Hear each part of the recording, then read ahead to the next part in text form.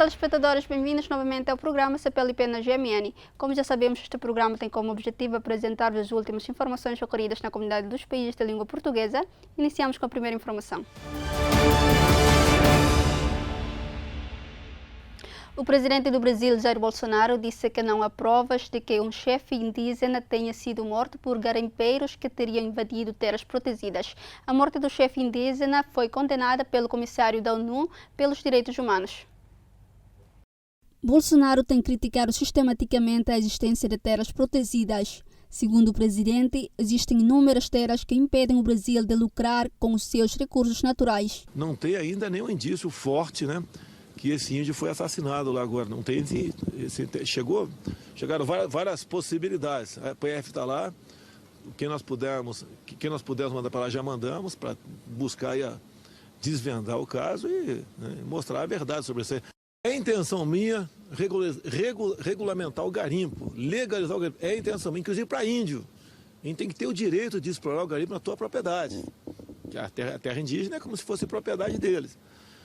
Tá? Lógico, ONGs e outros países não querem que o índio continue como preso num zoológico, animal, como fosse um ser humano pré-histórico lá dentro. Isso é muito bom para eles. Emira Wazapi, líder da tribo Wazapi, foi encontrado morto na semana passada junto à fronteira noroeste do Brasil com a Guiana Francesa. A Agência Estatal de Assuntos Indígenas, FUNAI, disse que o relatório policial sobre a morte de Wazapi não provou a presença de um grupo armado na reserva na época. Ainda não sabemos exatamente como se deu a autoria dessa morte, enfim, se foram de fato garimpeiros, caçadores, não indígenas ou mesmo se a disputa ocorreu entre indígenas. No entanto, um memorando interno do escritório da FUNAI afirmou que 10 a 15 homens armados invadiram a terra de Wazapi e ocuparam uma vila na semana passada. O mesmo documento refere à falta de informações sobre a forma como a Wazapi morreu. A Polícia Federal do Brasil está a investigar a morte de Wazapi, bem como as alegações de que as terras terão sido invadidas por garimpeiros. A alta comissária das Nações Unidas para os Direitos Humanos, Michelle Bachelet, pediu que se fizesse uma investigação profunda. Descreve a morte de Wazapi como um sintoma perturbador do crescente problema de invasão em terras indígenas por fazendeiros no Brasil. Bolsonaro disse que planeia regular e legalizar os garimpeiros. Segundo os críticos, poluem rios e limpam as florestas em busca de ouro e outros minerais. Pelo menos 52 presos morreram, 16 dos quais foram decapitados durante uma série de confrontos no estado do Pará, Brasil. As autoridades disseram que o confronto envolve gangues criminosos rivais que fizeram 2 reféns enquanto lutavam entre si. O aumento substancial do número de presos nas últimas 3 décadas nos estabelecimentos prisionais fez disparar o número de confronto entre várias gangues. O que nós podemos apurar foi um local que está praticamente macabro. Teve decapitações, teve pessoas que foram mortas através de asfixia pela fumaça, mas agora está calmo, está mais calmo, os presos foram separados e aguardar agora a lista oficial daqueles que foram vítimas e os que estão sobreviveram também a essa rebelião. Esta situação levou a que estes grupos rivais exercessem maior poder dentro das prisões. O presidente do Brasil, Jair Bolsonaro, disse, entretanto, que pretende impor maior controle nas prisões do país com a construção de mais estabelecimentos prisionais. A proposta de Bolsonaro de reduzir a violência pode ser travada. A razão pretende-se com o facto de a maioria das prisões serem controladas a nível estadual. Recorde-se que em janeiro de 2017, quase 150 prisioneiros morreram durante 3 semanas de violência em várias prisões brasileiras. Estes confrontos envolveram vários gangues locais apoiadas pelas 2 maiores facções do país. Em maio deste ano, pelo menos 15 presos foram encontrados mortos, sufocados ou apunhalados com escovas de dentes na cidade de Manaus.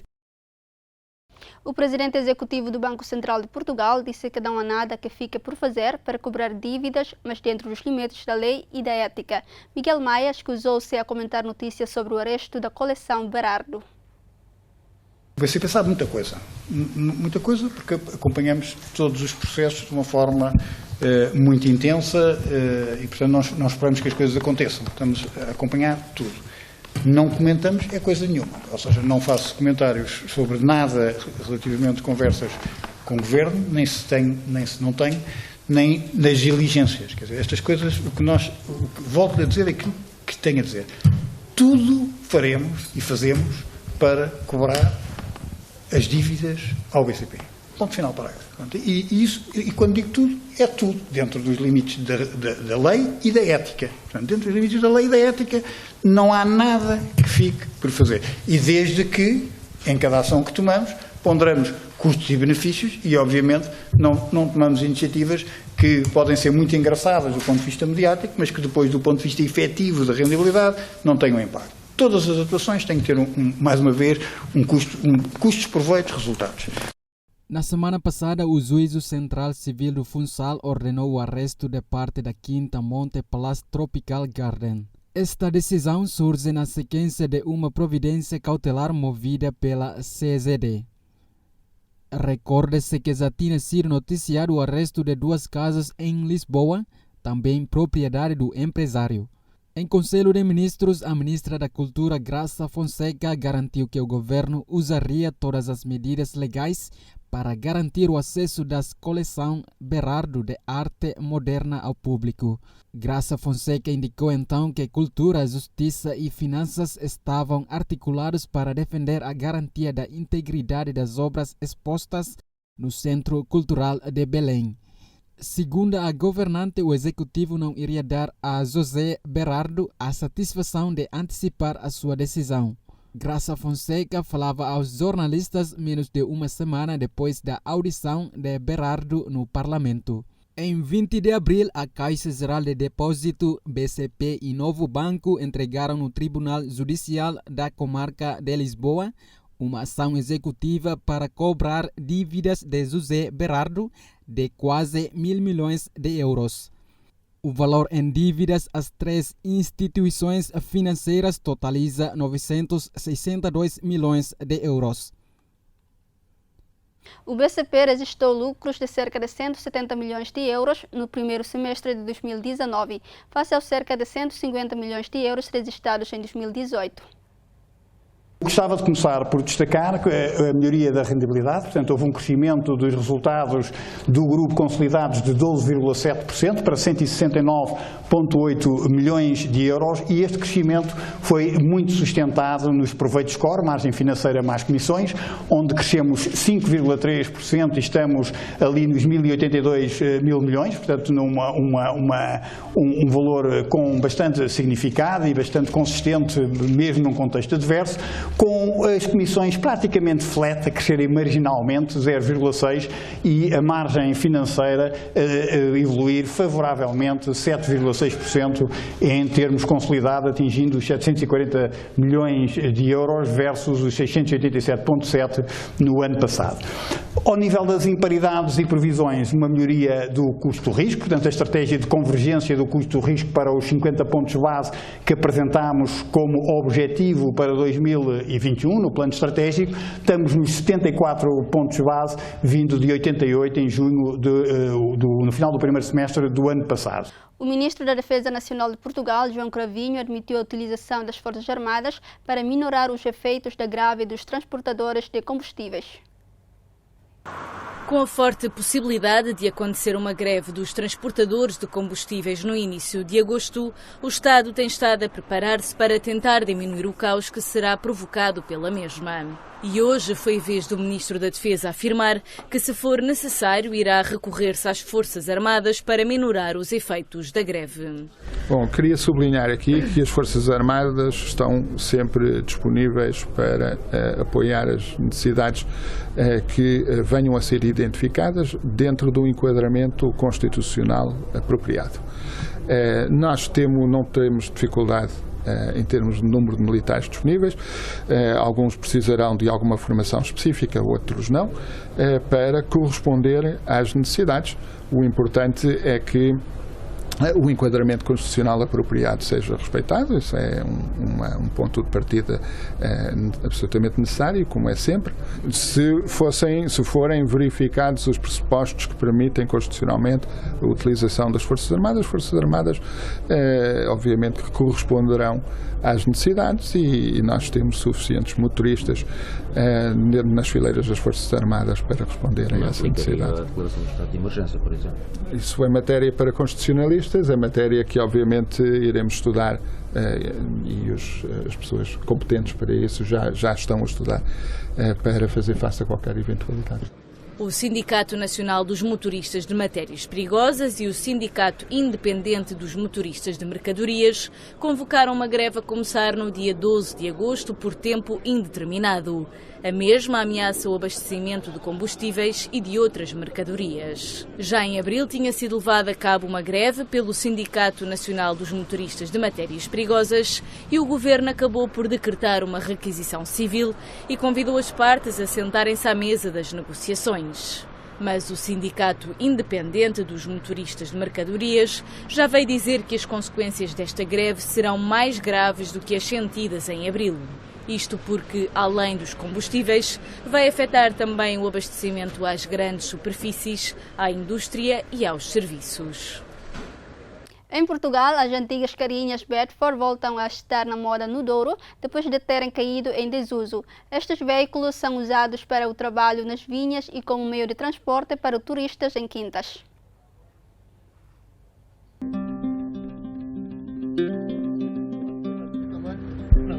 Foram produzidas em Inglaterra entre o final dos anos 50 e até meados dos anos 80 pela Bedford. Caíram, entretanto, em desuso com o aparecimento de outras marcas, mas continuam ideais para o trabalho nas vinhas do Alto Douro. Quem é proprietário destas carrinhas cada vez mais raras faz questão de informar com orgulho que é possível carregá-las com 4.000 kg e arrancar de imediato nas subidas mais íngremes. A Bedford prossegue em força no Alto Douro vinheteiro, por mais que seja difícil arranjar peças para um restauro em condições. A história da Bedford no Douro já vem muito antes de mim, não é? Eu já me lembro de ser pequenino e já havia Bedford no Douro. Eram umas carrinhas que tinham muita força, podiam carregar bastante, e como as estradas aqui não eram muito fáceis, o pessoal usava muito estas carrinhas para o transporte de tubas, transporte pessoal, e já há uns anos que eu ouço falar em Bedfords aqui. Há certas peças para as Bedford que António José Marques só consegue encontrar na Índia. A antiga colónia inglesa chegou a fabricar as carrinhas, mas em Portugal são já raras, em bom estado pelo menos, assim que são já pouco usadas para trabalhar. É uma relíquia agora, que eu tenho um carro deste, é uma relíquia, não é? Já não é um carro para andar o dia a dia, porque já há carros melhores. Mas de vez em quando eu por acaso restaurei a minha só para os domingos, o carro de fim de semana. Tenho que ir para a agricultura, tenho umas pequenas propriedades, pronto, preciso dela. É um carro que tem muita força, é um carro bom, pronto, é um carro muito reduzido, mete-se 3, 4 mil quilos, ele arranca de qualquer sítio. Mas há também quem ainda a use todos os dias, há décadas, para trabalhar. José Estável comprou a carrinha da lavoura por 80 contos há 30 anos, ainda está em seu nome, mas vai deixá-la aos filhos.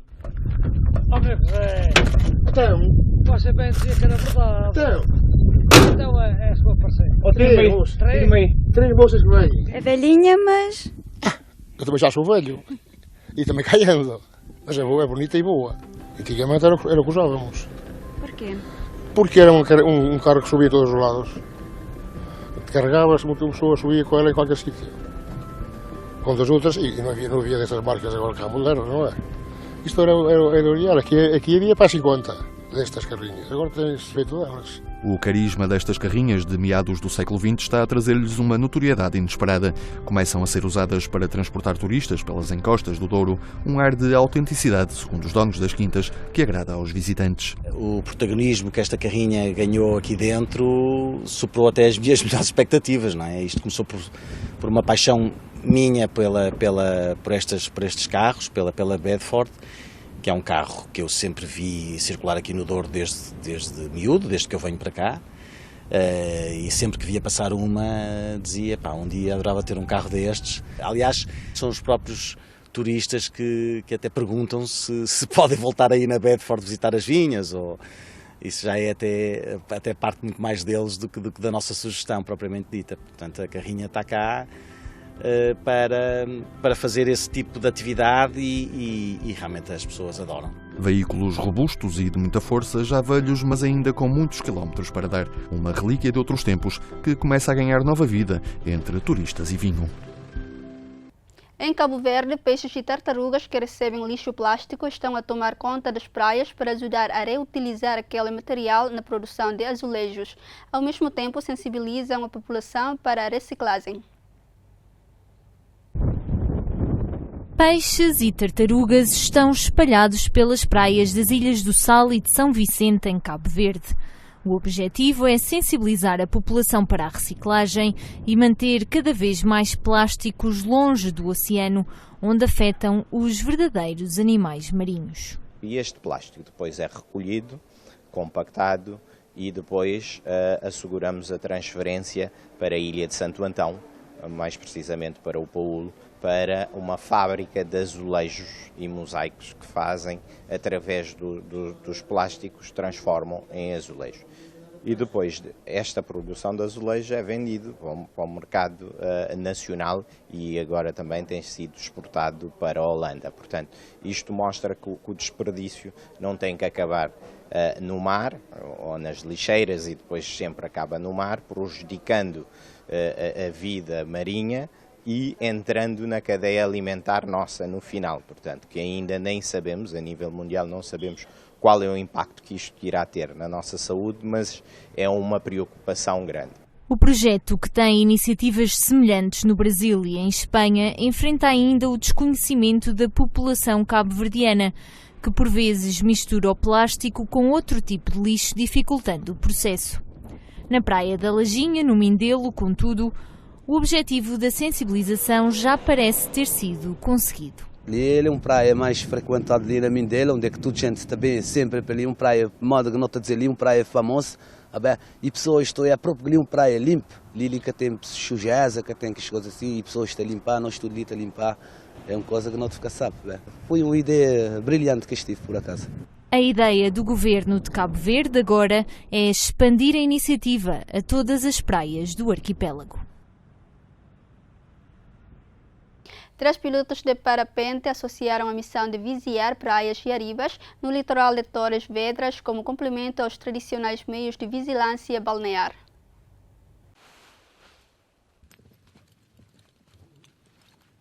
Há 20 anos que João Belo sobrevoa as praias de Torres Vedras. Durante o verão, o que é que a gente encontra mais? São banhistas, principalmente em praias não vigiadas. O que é que acontece muito nessas alturas? É os algoeiros. Os zagueiros, os algoeiros, que as pessoas ao nível da água às vezes não têm muita percepção e nós no ar conseguimos ver e definir muito bem esses algoeiros no mar. Estamos de cima a avisar para não entrarem ali, entrarem mais à esquerda ou mais à direita, porque está lá um algoeiro. E já tivemos situações onde pessoas entraram ao meio da água e a gente a avisar os surfistas para lá irem ajudar. Conhecedor dos perigos que encontra no mar, nas praias ou nas arribas do concelho, já se habituou a alertar banhistas, caminheiros, pescadores ou surfistas e até as autoridades. No ano passado, deu o aviso de uma vítima caída numa arriba de difícil acesso e o ato de cidadania valeu-lhe um prémio do município. Assim nasce o projeto de vigilância da costa por parapente entre a autarquia e a Associação para Voar. Além de fazer os voos de lazer que nós temos que fazer normalmente, temos a preocupação de vigiar, ter o cuidado, mais atenção aos caminheiros, aos banhistas, toda uma série de situações que a gente encontra aqui durante o ano inteiro. O projeto arrancou esta época balnear agregado ao programa Praia Segura, com uma viatura que percorre todos os dias as praias do concelho com 2 nadadores salvadores. Desde que começou, os pilotos de parapente já reportaram uma ocorrência, neste caso, à Proteção Civil. É acerca de uma arriba que temos aqui, praticamente aqui na praia, quase do Seixo, que o que é que acontece? Ela está muito cavada por baixo. Quem está a andar por cima nestes trilhos não se apercebe. E o que é que acontece? A falésia em cima, quem está ainda em cima no trilho, parece que ela é toda direita, mas não. Ela ficou, com a derrocada, ela ficou cavada por baixo. As vantagens são mais do que muitas. ao terem o privilégio de ver de cima, conseguem identificar muitas situações que nós não conseguimos, nomeadamente alguém que esteja em perigo, seja no mar, seja na praia, inclusive nestes trilhos que existem aqui junto às arribas, sejam animais desaparecidos, seja uma criança desaparecida, é sempre uma mais-valia ter só mais um par de olhos. Durante 4 anos, 3 pilotos vão a título voluntário prevenir, vigiar e alertar para situações de perigo no mar, nas praias ou nas arribas do litoral de Torres Vedras. Cerca de uma dezena de embaixadores e responsáveis de instituições africanas juntaram-se em Lisboa para pintar uma tela. Esta será leiloada e os lucros vão reverter a favor das vítimas dos ciclones Idai e Kenneth que afetaram Moçambique. Cerca de uma dezena de embaixadores e responsáveis de instituições africanas juntaram-se este sábado em Lisboa para pintar uma tela que será leiloada e cujos lucros vão reverter a favor das vítimas dos ciclones Idai e Kenneth que afetaram Moçambique.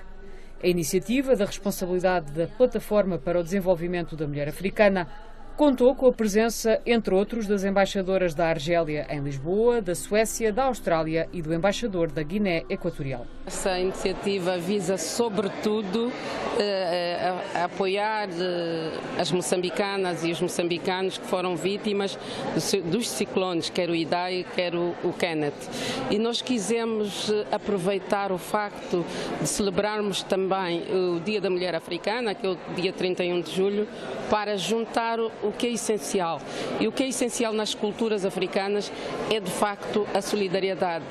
Em África, a solidariedade casa com cultura, porque desde muito cedo, no berço, ensinam-nos a ser solidário. Solidário com o outro, que é um de nós, solidário com o vizinho, como se ele fosse nosso irmão, solidário com a mãe do amigo, como se ele fosse nossa amiga. Naturalmente, como mulheres que somos, não podíamos ficar indiferentes a esse drama que atinge as moçambicanas e os moçambicanos, que atinge os africanos, que atinge o mundo.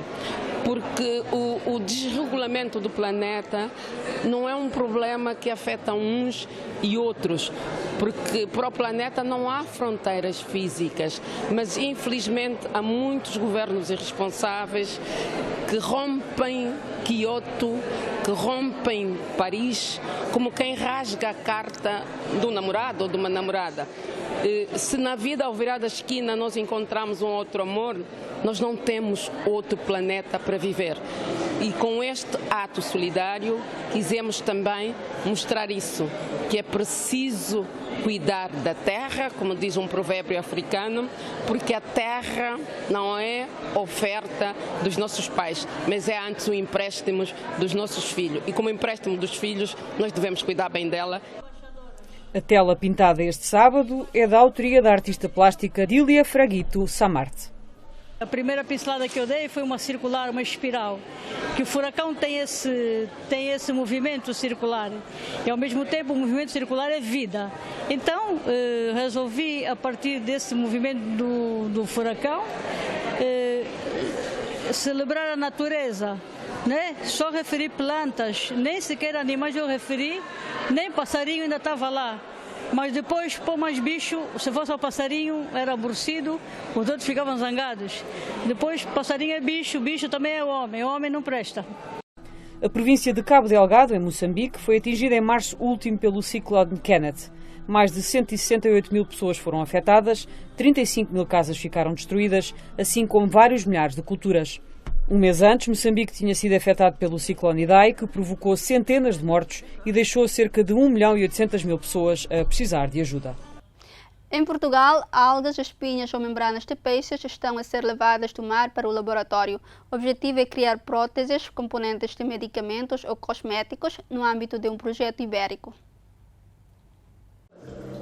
Estas algas podem dar origem a uma nova geração de próteses vivas, mas pode dar-se uso também a espinhas e membranas de peixe para as áreas da saúde, alimentação ou cosmética, ou ainda para o fabrico de novos sensores ópticos. Estas são algumas das inovações em desenvolvimento no projeto CV Mar Mais I, um programa de cooperação a nível ibérico, dedicado ao estudo das aplicações tecnológicas da biomassa marítima. Nós queremos procurar que as empresas possam aproveitar melhor os subprodutos marinhos, possamos passar a tirar mais partido desses subprodutos. Hoje em dia, muitos deles, nomeadamente os produtos de peixe, são muito direcionados para a área das farinhas ou de rações animais, e nós achamos que podemos tirar muito melhor partido, tirando compostos para a área médica, para a área química, para a área cosmética e farmacêutica, e é isso que queremos fazer. A equipa de investigação do Grupo 3B colabora com cientistas e empresários portugueses e espanhóis para desenvolver compostos anticancerígenos com base em algas marinhas. É no Centro Interdisciplinar de Investigação Marinha e Ambiental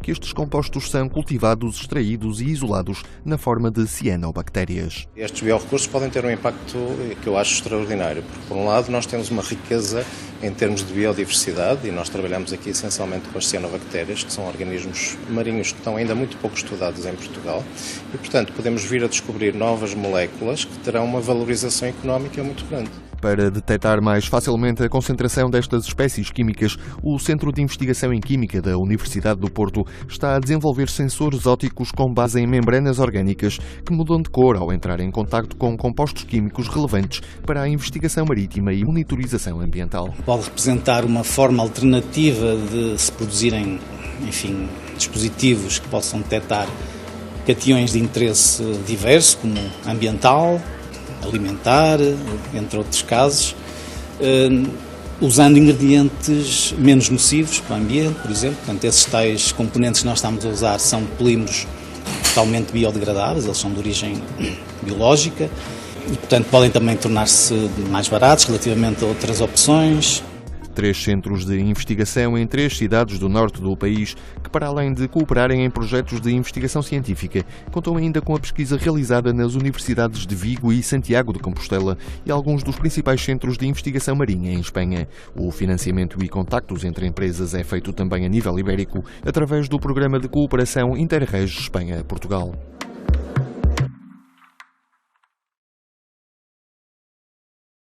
Os congressistas norte-americanos elogiaram o desenvolvimento da democracia em Timor-Leste. O congressista Vern Buchanan falava à margem da visita efetuada por uma equipa de conferencistas dos Estados Unidos da América ao Parlamento Nacional na passada segunda-feira. Vern Buchanan lembrou que Timor-Leste realizou durante os últimos 10 anos várias eleições seguras sem que tenham causado quaisquer problemas. Considerou ainda que os atos eleitorais realizados em Timor são dos mais seguros entre os países do Sudeste Asiático.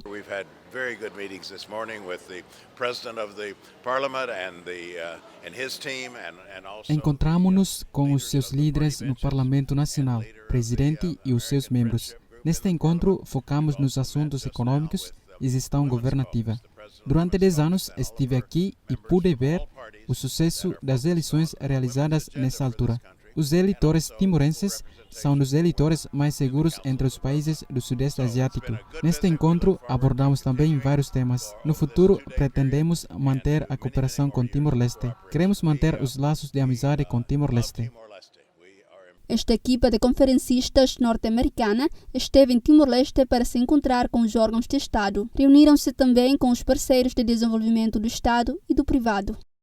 O músico moçambicano Antônio Marcos acredita que a Mara Benta não vai sair do palco. Há uma nova geração de artistas interessada em continuar com este gênero de música e dança.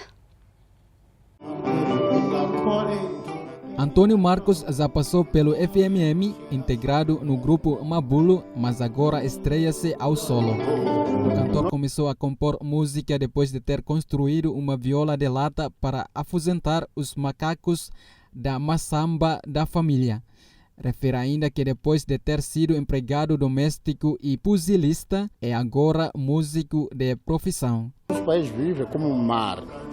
Quando aqui o mar baixa, é porque em outro país o mar enche. Quando o mar baixa naquele país, neste país o mar enche. Eu não sou político, eu sou músico. Portanto, eu não me meto muito mais na política, mas o resto eu diria que a guerra acabou. Pode haver sempre essas coisinhas, porque na outra é um cheiro, a monda. Quando alguém monda aí, acaba ficar limpo. Enquanto você monda aqui atrás, aí, o capim também nasce. Nós aconselhamos a juventude. Veja, a minha idade, não tenho nenhum da minha idade que toca comigo. Todos são... O moço que está comigo aqui é filho do outro artista. E eu tenho um meu filho também que é artista. O filho de Domingos João, nós chamamos de Linguano. Tá o Bernardo, está comigo, Bernardo Domingos. E tem lá o Sérgio Marcos, que é o meu filho. Só que não o trouxe aqui. Ficou em outras bandas lá. Nós estamos a semear. A marabenta não vai sucumbir. Só esses instrumentos improvisados aí, aquilo é como se fosse um descartável. Entrou, passou, saiu. Mas a marabenta não. Veio para ficar. E as novas gerações dão-lhe seguimento? Sim, dão. São poucos, mas estão a dar. Até conseguimos modificá-los. Outros já não correm para playbacks. Já sabem vir ao vivo. Já é um ponto para nós. Natural da província de Gaza, recordou os tempos coloniais em que trabalhou para os portugueses, com quem aprendeu o que é sujo e o que é limpo. Garantiu que o tempo acabou e dele nada subsiste, nem lá nem aqui. Pretos e brancos são agora amigos, comem do mesmo prato. As Trovadoras Itinerantes, projeto vindo do Brasil, mistura música, literatura e tradição oral. Este grupo, que participou no Festival Músicas do Mundo em Sines, acreditam que o ato de contar histórias une as pessoas.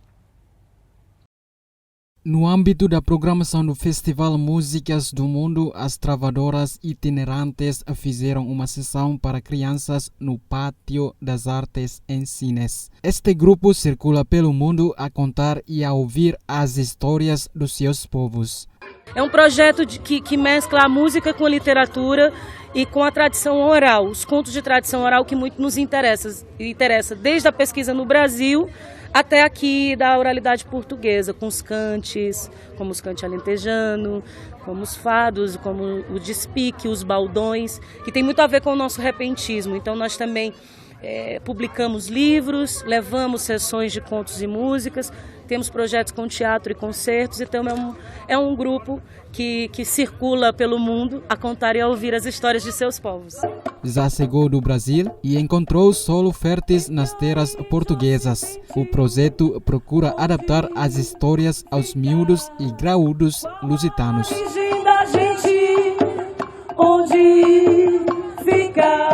Acho que a contação de história nunca vai deixar de ter o seu forte junto às crianças, por mais que tenha tecnologia, que também é importante. As crianças precisam ser ouvidas e precisam falar também. Então, eu acho que isso só a contação de história traz esse elo mais humanizado e mais afetivo que nenhuma outra tecnologia consegue oferecer. O projeto tem ainda a Rádio Travadoras, que já reúne mais de 50 programas em formato podcast. Eu acredito que as histórias trazem a nossa identidade, trazem um pouco sobre nós. E o ato de contar uma história une as pessoas. Eu acho que isso é o mais importante que a sessão de contos nos traz. Partilhar humanidade e aprendizagem. É assim que o sapo canta na lagoa, sua toada improvisada em 10 pés, quando a chuva cai. Tem algumas palavras que são bem específicas. Nós falamos a mesma língua, mas às vezes pensamos diferente. É engraçado isso, porque é somente a forma de perceber as coisas. Às vezes a gente percebe de uma forma e vocês de outra. Mas no final dá tudo certo, afinal tem a mesma língua, com pequenas diferenças de palavras. A gente busca aprender um pouco para que a história fique perceptível e entendível da melhor maneira para os miúdos e graúdos cá de Portugal. Nela e acabou-se a geração. Uma salva de palmas para todos os filhos, podem levantar. A riqueza de Cabo Verde é a música, considera a cantora Lucibela, que atuou no Festival Músicas do Mundo em Sines, Portugal. Segundo a cantora, Cesária Évora deve ser sempre lembrada. Significa a porta aberta que ela nos deixou e eu acho que temos que lembrar sempre da Cesária, porque não sei se não fosse ela se a gente teria essa oportunidade de ter todas as pessoas a gostar da música e de acompanhar-nos, não é? Eu acho que as pessoas depois da morte da Cesária tiveram a espera de novidades de Cabo Verde, não é? De outras pessoas que cantassem a música e que fizessem o mesmo que ela. Então nós queremos exatamente isso, dar continuidade e não deixar que esqueçam também tudo o que ela fez. Pouca massa inchada, chuva na chão trabalha a terra. Pouca massa inchada. Eu diria que é a nossa riqueza. Toda a gente diz que nós não temos ouro, não temos petróleo, não temos nada, não é? Temos a nossa terra, a nossa música, sabemos fazer a nossa música muito bem e eu acho que podia ter até mais pessoas a cantar e pelo mundo e a levar a música de Cabo Verde. Precisam só de oportunidades e de algum produtor como o Joe da Silva que faça abrir as portas para eles.